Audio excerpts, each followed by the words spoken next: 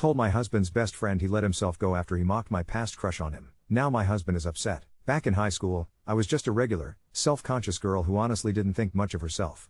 I met my husband in biology class, we sat next to each other, and I thought he was cute, but he didn't really register on my radar until I realized he was best friends with the guy I had an actual crush on. Let's call him Jared. The moment I connected those dots, I started talking to my husband more, hoping to get closer to Jared. My husband, being genuinely kind and friendly, welcomed me into their group, and soon enough I was hanging out with both of them outside of class. For what felt like forever, I tried to get Jared's attention, except he never seemed interested in me. When he finally got himself a girlfriend, I was honestly heartbroken. My husband was there for me, comforting me, even telling me I was beautiful and that Jared just didn't see what was right in front of him. Not long after that, my husband confessed that he had feelings for me. Looking back, I know I was a silly, confused teenage girl, agreeing to date him basically because I wanted to feel wanted and I was still bruised from Jared. But after a few months, things changed. Jared broke up with his girlfriend and was suddenly single, but by then, something had shifted inside me. The old feelings were just gone. I realized I really did love my husband, truly, just him, and no one else. Years rolled by, and Jared cycled through several relationships. His last breakup was brutal, his girlfriend had cheated on him, and after that, Jared crashed at our place a lot to vent. He transformed from the confident, attractive guy I once crushed on into someone I barely recognized, withdrawn, chubbier, unkempt. That's when he started harping on the whole high school glory days routine, constantly reminding everyone how great he used to look and throwing in jabs about how I was so obsessed with him back then. At first, I shrugged it off as harmless reminiscing. But it didn't stop. The more Jared brought up how much I supposedly wanted him, the more annoyed I got. Even my husband would just awkwardly laugh and try to change the subject whenever Jared started down that path, but each time, I could see how uncomfortable it made him. He hates confrontation, so he never shut it down, but I knew he didn't like it either. Last night was the breaking point. Jared came over again for a few drinks, and before long he dropped back into his old routine about being the most popular, attractive guy at school, then tossed another barb my way. I knew you liked me, but you were not someone I'd ever consider being with in high school, no offense. My blood boiled. Even my husband looked like he'd swallowed a lemon. I was tipsy and had finally reached my limit. I snapped, telling Jared, "It doesn't matter because you don't even look as good as you did back then. I don't care if I was never your type, because you're definitely not mine anymore." The look of shock on his face was priceless. My husband gasped, and suddenly everything went silent. Instant regret washed over me, and I apologized right then, but Jared just got up to leave. He was too drunk to drive, so my husband ushered him into our guest room while I sat downstairs in shock, reliving the entire scene in my head. We barely said a word to each other the rest of the night. By morning, Jared left quietly, and finally my husband talked to me. He understands why I was so upset, but he thinks I didn't need to say something that harsh while Jared is clearly depressed and struggling with his self-image. I get it. Really, I do. But I'm still angry and tired of Jared rubbing salt in an old wound that should have healed years ago, with my own husband just sitting there, always trying to smooth things over instead of sticking up for me. To be honest, I'm still seething, and I don't know how to handle this going forward. Getting called out for something you used to feel by someone who isn't even close to the person you once adored, while your own spouse sits back, unwilling to confront his best friend, is its own special kind of hurt. Update 1. This morning, I woke up to an absolute barrage of thoughts spinning in my head after everything that happened yesterday. My mind was buzzing, but I couldn't help but turn over every single detail, especially all the things people have said about my husband. Honestly, it stung. I never meant to cast him in some harsh, negative light. Somehow, it seems like, in recounting what happened, my husband took more criticism than Jared did. That threw me for a loop. Jared, after all, is the one at the center of everything going wrong lately. Let me clear some air, because I think my story deserves the context only I can give. My husband is not a villain. He's not a weak man or beta or whatever else people might throw around. He's gentle, he hates confrontation, especially in messy emotional webs like these. His history with Jared is much deeper than it seems on the surface.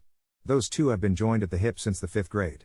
Elementary, all through high school, we all even went to university together. To say they're best friends doesn't even cover it, they're closer than brothers. No way would my husband ever suck up to Jared out of some inferiority complex. But recently, with Jared at his lowest, abandoned by his girlfriend and adrift, my husband just hesitates. If Jared were doing better, my husband's reaction would be so much firmer, with sharper boundaries. I know it. Neither my husband nor I are perfect people. In fact, both of us have done things in the past that I wouldn't want written on a billboard. But I believe people change. He has, I have. That's love, isn't it? Just to nip any assumptions in the bud, I don't have feelings for Jared. That ended years ago, and nothing could revive it. Not fitness, not success, not the past. We went to university together, and during that time, he broke up with his girlfriend. The old me would have lit up at that, probably made a move. But I realized in that moment that I didn't feel a thing. I had moved on completely, and what was left was just a shadow. Now, the only person I'm in love with is my husband. Period. Jared is not an option, never was, never will be. I know some people might wonder if the feelings are lopsided, if maybe Jared sees me differently. It's possible. He's mentioned my appearance a few times, enough for me to take notice. During my last year of high school, I put everything into glowing up before college. When we all met up after that, Jared was obviously surprised, even said out loud how different I looked. My husband thought it was just the usual, he didn't read into it at all. After all, Jared is pretty blunt with his compliments. But as for me, that chapter closed a long time ago. As for my marriage, divorce is not even on the table. My faith is an anchor for me, and I made vows before God and my family. I'm not the kind of person who would walk away from all of that lightly, certainly not over something like this. For me, marriage is for life. There are other ways to get through tough times besides ending everything. This situation has made me question and reflect and, honestly, ache in ways I didn't expect. But I love my husband, I believe in us, and I won't write off what we have, not now, not ever. Update 2. After reading everything, I felt that I needed to confront my husband about his inability to stand up for me. When I finally brought it up, he admitted he didn't want to isolate Jared right now. That surprised me, so I pressed for a real explanation. He revealed something I hadn't known before. After the breakup with his girlfriend, Jared had become somewhat suicidal, and, apparently, my husband was the only person who managed to pull him back from that dark place. I felt sympathy for Jared, I truly did, but after reflecting on it, I realized that nothing could really excuse the way Jared had been behaving. So I pushed for more, I needed more answers. I also asked my husband if he felt uncomfortable when Jared kept bringing up high school again and again. At that, my husband paused. I saw it on his face, he was holding something back.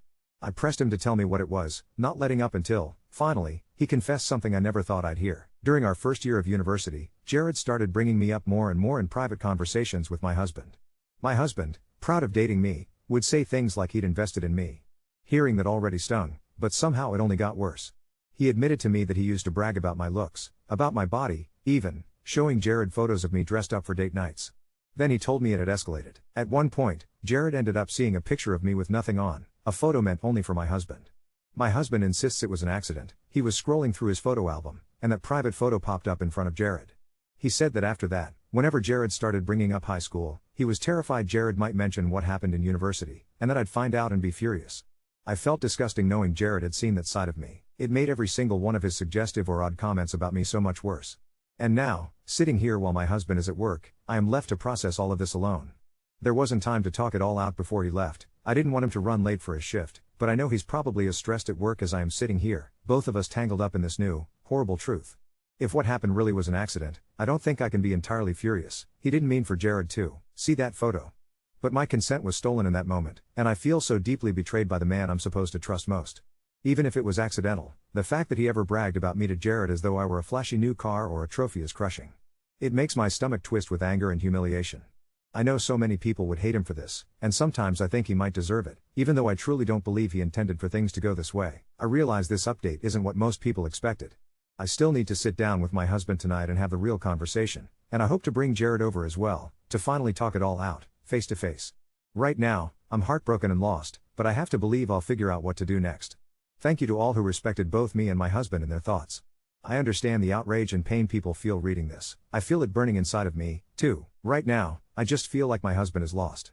He promised to put me above all others, to let no one come between us. But he's been putting Jared before me for too long, and it's something I can't ignore anymore.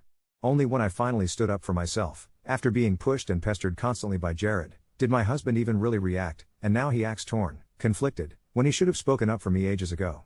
I'll try to update as soon as I can. For now, I just have to breathe and get through today. Update 3. I told them both to come over after work. No alcohol, no food, no TV humming in the background to hide behind, just us and the ugliest truth I've ever had to look at. My husband walked in already pale, like he'd been nauseous all day. Jared showed up showered and clean-shaven for the first time in weeks, hands jammed into the pockets of a hoodie that didn't fit him anymore. He wouldn't meet my eyes when he sat down. I didn't circle it. I told them I knew about the photo. I told them exactly how it made me feel. I said Jared needed to hear it from my mouth, because my consent wasn't some detail they could misplace and find again when it was convenient. My husband started with the same story, accident, scrolling, a flash, and he was crying before he finished the sentence. He kept saying he was sorry like he thought if he repeated it fast enough it would turn into something else. Then I asked the question I had been avoiding since morning, do you have it? Not did you ever or did you see it, do you have it? Jared said no. He said it too quickly. I didn't say anything, I just looked at him, and something broke. He let out this bitter little laugh I've never heard from him and said, not anymore. The room went so quiet I could hear our neighbor's dog bark 2 streets away. He rubbed his face and finally looked at me. "He sent me one," he said, and my husband shook his head so hard I thought he'd make himself dizzy. "Not that one," Jared added, like that changed anything. "Another one. Cropped.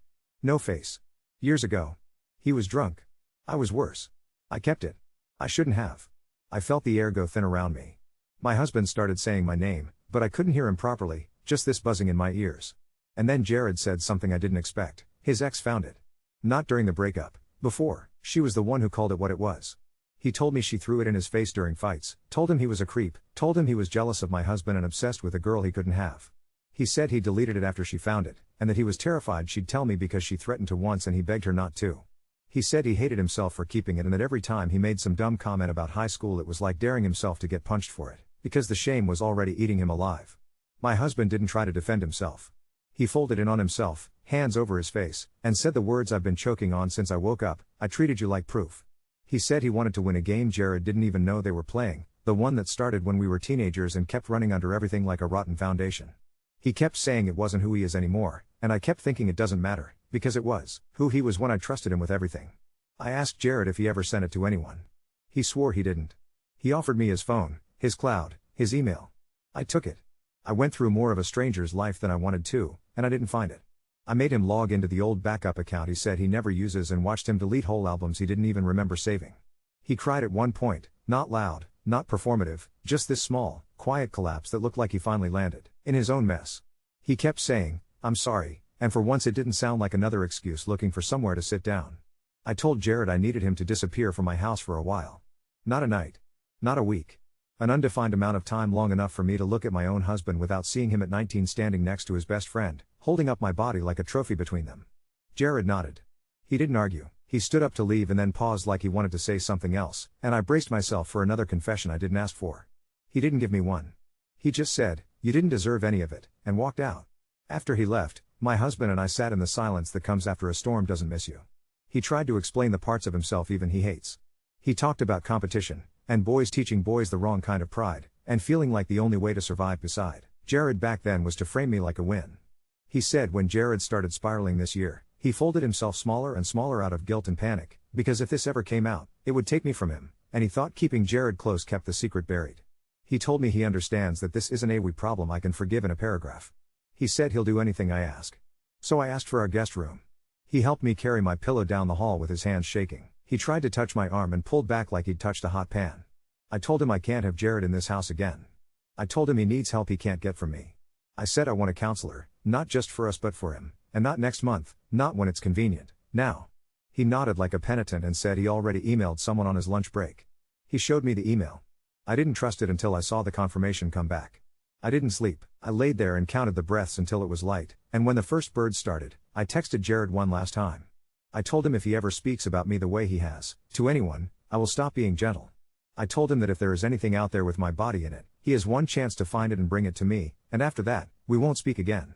He responded with "There isn't, and I understand." I believe him because I went looking myself, but belief costs me something now it didn't use to. This morning, my husband printed a letter. He left it on the kitchen counter like a teenager leaving a note for a parent and went to work early. I didn't read it right away. When I did, it was apologies threaded with specifics and not a single justification. He wrote about the moment he sent that photo and how he has replayed it in his head like a car crash he caused and kept driving from. He wrote about taking Jared off every part of his life until he is a man who can be trusted to hold anyone's trust again. He wrote about God and vows and shame that's so old it's become a room inside him. He didn't ask for forgiveness. He asked for the chance to earn it. I don't know where this ends. I know what will not happen. I will not be sitting on my couch while Jared unspools the high school highlight reel and waits for me to flinch. I will not be anyone's evidence ever again. I cleaned the guest sheets this afternoon with the kind of angry care that makes your shoulders ache, and then I sat in the doorway and cried until the floor looked like it had rained. I put my ring on a chain around my neck because I can't bear the weight of it on my hand today, but I also can't bear the emptiness of taking it off. I told my husband to meet me at our church after his shift. Not for a performance, not for anyone else, just for us and the quiet I can't find in this house right now. I don't know if I'll take his hand during the prayer. I don't know if I'll sit a row away. I do know that we are either going to rebuild something stronger than what I thought we had, or we are going to sift through the rubble until the only thing left is whatever truth can live in daylight. For the first time since all of this started, that feels like movement. It hurts, and it's huge, and it's mine. Update 4. The sanctuary smelled like old wood and lemon oil, the kind of clean that has lived a long life. I sat in the third pew because that's where we sat when we got married, and I didn't look back when I heard his shoes on the tile. He didn't sit next to me. He slid into the row behind like he understood I needed the air. I watched the dust float through a shaft of light and tried to let it be enough to soften the edges of my chest. I didn't take his hand. I didn't take communion. I closed my eyes and told God I was angry and then opened them again because being honest felt too loud for a quiet room. Outside, the evening was purple at the corners. He had a folded paper in his fist that he never unfolded. He told me his first session is tomorrow at 8 a.m., the couple's counselor had a cancellation Friday, and that he'd sent Jared a message that said, "I love you like a brother, but I cannot speak to you.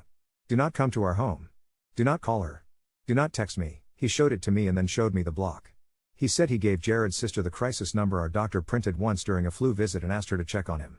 He cried when he said her name, and I realized he's afraid of what distance does to broken people.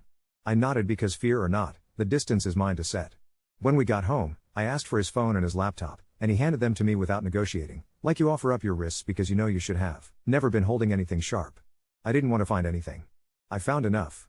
Not photos, God, no new photos, but a folder called receipts, screenshots of text to me that he'd saved years ago. A dress I wore, a joke I made, proof of a good thing like he had to collect it in jars. So I could remember, he said, and I told him that I am not a sunset to be bottled.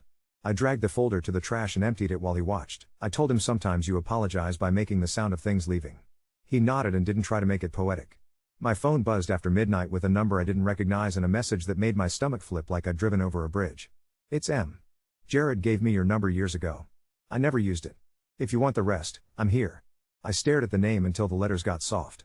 I typed yes. We met in the morning, the coffee shop too bright and loud for what we brought with us. She is beautiful in that tired way a person is beautiful after not sleeping for 3 years. No makeup, hair jammed through a ball cap, eyes like someone who has cried on buses. She said she owed me the things I didn't get to choose. She said she started hating a version of me Jared made up to swing at, and that she doesn't hate me, she never did. Those words landed and sat down like they were heavy. She told me she made him delete the cropped photo during a fight where she threw his phone into the sink and then took it back out and put it in rice like a fool. She said she kept a list on a folded receipt of things he had to remove and made him check them off while she watched. Pictures, drafts, a note called proof. She showed me the receipt. My name wasn't written on it, but I felt it anyway. She said he sent a photo to his own email once, and she made him log in and delete it there too. She said she found an unsent draft addressed to his own name with a file attached, like he was daring himself to press send. My skin crawled and then calmed and then crawled again. She told me he checked himself into a program last night after his sister showed up and told him the world was smaller now and he couldn't be trusted to walk around without bumping into things. Partial days, no phone. He'll have supervised access to calls next week, and he can't contact either of us. I believed her because she said it like a woman who carries facts like grocery bags, not a person trying to build a story. Then she told me something I didn't expect. She said there was a night in university when my husband sent Jared a picture of me curled on his chest asleep, hair across his shirt, shoulder bare where my sweater had slipped. Not naked. Not sexual. But taken and sent like a trophy that wouldn't ruin my life if it got dropped. She chose me, he wrote under it. She said Jared showed it to her during one of their worst weeks like he was confessing and boasting in the same breath, and she broke up with him for 3 days. I felt heat climb the back of my neck, embarrassment curdled with an older grief I didn't have words for then. Being displayed without the caption being filthy doesn't make you less put on a shelf. She squeezed my hand like I'm allowed to shake. She said she's sorry for the way she participated, for not telling me when she wanted to, for making it about her when it was my body. I said, thank you because I didn't have anything else.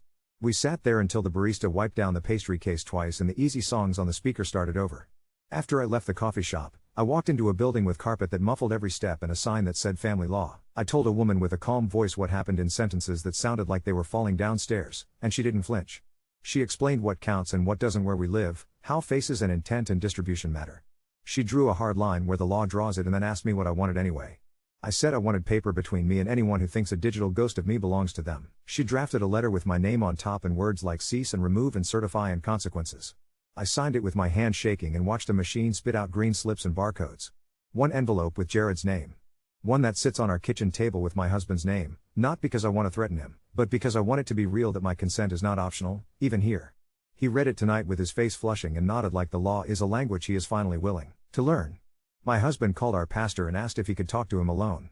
He went while it was still afternoon and came back with eyes that looked rinsed out. He didn't tell me what they said, and I didn't ask. He handed me our house keys because he said he doesn't want to be able to use the guest room or the bedroom or the front door without remembering that they are mine first, and then he stood there like a boy who brought a fistful of dandelions to a woman who grows roses. I took the keys and told him he can sleep in our room tonight if he wants the bed but that I am not a bed he gets to climb into because he is tired. He said he'd take the couch. He did. I put passwords away. I took my photos off clouds and into a little metal box with a key that I looped around the same chain as my ring. I printed a picture of me at a beach last year, sunburned nose, laughing with my mouth open, nothing about me curated, and I stuck it on the fridge with a magnet shaped like a tomato. I stood there and looked at it until it didn't feel like a dare. At sundown, I walked to the mailbox and found a manila envelope with no return address, just my name in handwriting I didn't recognize. My heartbeat did that stutter start thing that feels like a trip on a curb. Inside was an old iPhone with a cracked screen and a note on a torn receipt in the same looped handwriting from the coffee shop list. It said, "This is everything he said since 2019. We wiped it together at the clinic. I wanted you to know." I charged it with a cable from the junk drawer and watched it light, empty. No photos. No notes. No drafts. I set it next to the green certified slips and felt a small square of quiet settle where a storm has been living. I don't know the end of this. I know there are appointments now. I know there's a couch with a blanket and a man who didn't try to climb over the boundary between us when I turned the light off. I know Jared is somewhere with white walls and people who will make him sit in chairs and say the hard versions of his stories out loud. I know that a piece of paper made a space around my body today, and it held. Update 5. The pharmacy opened at 7. I stood in the aisle where the boxes all promise certainty and picked the one with the least words. Back home, I put the little white stick on the edge of the sink and watched a pink line arrive like a secret deciding it didn't want to be one anymore. I sat on the cold tile with my knees pulled up and listened to the house breathe. The chain with my ring on it pressed a little crescent into my collarbone. I thought maybe it was stress playing a trick. The second line didn't care about my theories. I didn't tell him right away. We had our first couples session at noon, so I took my quiet and drove it there and carried it into a room that smelled like tea leaves and carpet cleaner. The therapist had soft hands and a voice that didn't crowd you. She asked what we wanted out of sitting in those chairs and looked at both of us in a way that didn't let either of us look away. He talked first. He said he wanted to be the kind of man he would tell our children about without editing. The word hit me in the chest like a low bell. My mouth opened before my head caught up. "I'm pregnant," I said, and all the air in the room rearranged itself. He went very still. In another life, maybe his face would have split open with joy. In this one, he cried in that quiet way again and kept saying, "I won't let this be a fix. I won't make you carry a fix." The therapist handed me a box of tissues and looked at him and said, "Do you hear her saying this is not a bandage?" He nodded and it looked like it hurt. I told him I will not grow a child in a house where my body is a trophy or a receipt or a weapon, and that if he ever feels the need to prove me to someone again, he can leave his keys on the counter forever. He said yes like a vow, not like a man trying to keep his place. After, he asked if I wanted him to move out, and I surprised both of us by saying I wanted him to stay close enough to show up but not close enough to reach for me when he is scared. Couch for him. My breath for me. He said okay. He made an appointment with an OB for me from the passenger seat while I drove, because my hands were steady on the wheel and his were good at filling out forms in small boxes. The first ultrasound is weeks away. The nurse said congratulations, and I said thank you, and it sounded like I borrowed the word from someone else and brought it back clean. We got home and he went to his individual therapist's office like he said he would. I took the guest room and pulled everything out of the closet and put it in the hallway like I was emptying a stomach. There was a hoodie that wasn't ours jammed behind a stack of board games. I dropped it in the donation bin and shut the lid like I was closing a little door in my head. Then I drove to the paint store and bought a quart of a color that looked like a new bruise if a bruise didn't hurt. Not a baby color. Just not the color of what we tolerated. I painted a square on the wall. It looked ridiculous and brave at the same time. When I checked my phone, there was a voicemail from a number I didn't know. A man introduced himself as the program coordinator where Jared is. Calm voice. He said Jared asked him to contact me with an apology letter and a signed declaration that he's turned over every device to be wiped and that he has no images and will not contact me again. He said they only send these if it's wanted. I called back and said paper only, no phone, no surprises. That afternoon, a staff member dropped an envelope at my door with a card clipped to it with the clinic's letterhead and 2 signatures. The apology wasn't performative. It was small. He wrote that he took something that wasn't his and then kept taking in tiny ways that felt like brushing crumbs into a pocket until there was a loaf. He wrote that he will honor the paper and the silence. He didn't beg. He didn't tell me his reasons. He signed it like you sign the bottom of a check you don't cash. I put it with the green slips from the lawyer and felt something settle on a different shelf inside me. Texted to ask if I had eaten. I told her about the line. She sent back 3 words, "Of course you did," and somehow it felt like a blessing. She said Jared is doing groups. She said he cried when he signed the declaration and not like a boy who got caught. She said it isn't mine to forgive him in here, and I said I know. In the evening, my husband came home with his eyes looking like they'd been rinsed again. He didn't touch me. He put groceries on the counter, all the things that this new word makes you Google, ginger ale, bland crackers, vitamins, with a cartoon on the bottle because the pharmacy was out of the grown-up kind. He set them down like offerings and then pushed them toward me with one finger, like you push a note across a desk in middle school. He told me his therapist asked him to write down every way he has used my body as a shortcut to liking himself and then read it out loud, and he threw up in the parking lot afterward. He didn't tell me what was on the list. He told me he burned it in a little metal ashtray on his porch like a teenager trying to get away with something and then went back inside and started again because ash isn't the same as work. Before bed, I pulled the tomato magnet off the fridge and put the ultrasound appointment card under it next to the picture of me at the beach with my nose sunburned and my mouth open.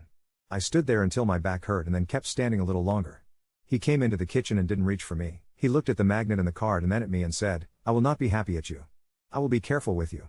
I nodded, because happiness isn't forbidden, it's just not the point. The house was very quiet. A moth kept hitting the porch light and stopping like it was taking tiny breaks from making the same mistake. I locked the front door. I put my ring under my shirt and slept on my side and woke up twice with waves of nausea that felt like my body reminding me there is another body inside it now, small and stubborn and brand new. At 3 in the morning, I went and sat in the square of paint while it dried and whispered to the room that it doesn't belong to ghosts anymore. I don't have a bow for this. I have a piece of paper from a clinic and another one from a lawyer and an appointment card and a quart of a color that is going to look terrible until it doesn't. I have a man on a couch using a pillow from the guest room because we don't have a spare and the guest room isn't a guest room anymore. I have a pink line that didn't ask permission to arrive. I have the same vows, heavier now, and the same God, and a different kind of quiet that feels less like absence and more like a beginning that hurts.